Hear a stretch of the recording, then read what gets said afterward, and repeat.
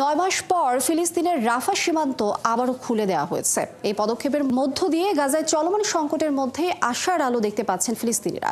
আন্তর্জাতিক সম্প্রদায়গুলো এরই মধ্যে গাজায় যুদ্ধবিরতি চুক্তির এই অগ্রগতিকে স্বাগত জানিয়েছে এবং এই সংঘাতে দীর্ঘস্থায়ী সমাধানের দিকে এগিয়ে যাওয়ার আহ্বানও জানিয়েছেন তারা। আরও জানাচ্ছেন ঋতু সাহা। দীর্ঘ প্রতীক্ষার পর অবশেষে খুলে দেওয়া হয়েছে গাজার রাফার সীমান্ত। গাজার স্বাস্থ্য মন্ত্রণালয় জানিয়েছে শনিবার এই পথেই গুরুতর অসুস্থ এবং আহত 50 জন ফিলিস্তিনিকে উন্নত চিকিৎসার জন্য মিশরে পাঠানো হয়েছে। এ তালিকায় আরও আছেন 50 জন সশস্ত্র গোষ্ঠীর সদস্য। এদিন প্রথম ধাপে খান ইউনিসের নাসের হাসপাতাল ও আল-শিফা হাসপাতালের রোগীদের বিশ্ব স্বাস্থ্য সংস্থা ও জাতিসংঘের অ্যাম্বুলেন্সে করে গাজার বাইরে নিয়ে যাওয়া হয়েছে, যাদের মধ্যে ক্যান্সার ও হৃদরোগে আক্রান্ত শিশুরাও রয়েছে।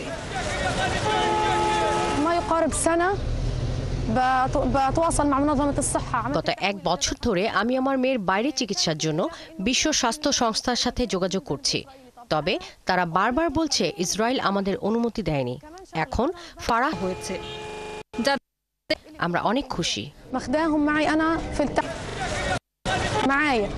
গাজায় হামাসের হাতে থাকা শেষ জীবিত নারী বন্দীদের মুক্তি গত 1 বছর ধরে আমি আমার পুনরায় চালু করতে সম্মতি দিয়েছে। বিশ্লেষকরা বলছেন রাফা ক্রসিং পুনরায় চালু করা একটি গুরুত্বপূর্ণ অগ্রগতি, যা চলমান যুদ্ধবিরতি চুক্তিকে আরও জোরদার করবে।